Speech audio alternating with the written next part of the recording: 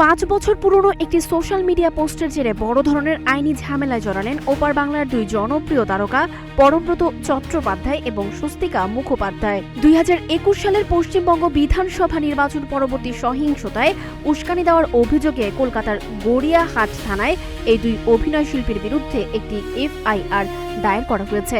গত 21 মে জয়দীপ সেন নামের এক আইনজীবী এই মামলাটি করেন।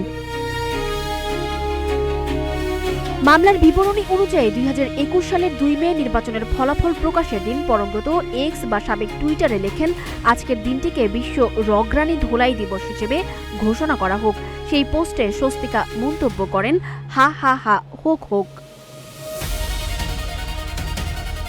অভিযোগকারীর দাবি, এই মন্তব্যের 1 ঘন্টার মধ্যে বেলেঘাটায় অভিজিৎ সরকার নামের এক বিজেপি কর্মী খুন হন এবং রাজ্য জুড়ে ব্যাপক সহিংসতা ছড়ায়। তারকাদের এমন মন্তব্য পরিস্থিতিকে আরও উস্কে দিয়েছিল। ফলে ভারতীয় দণ্ডবিধির 107 ধারায় উস্কানি দেওয়ার অভিযোগে এই মামলা রুজু হয়। তবে এ বিষয়ে পরমব্রত বা স্বস্তিকার কোনো বক্তব্য এখনো পাওয়া যায়নি।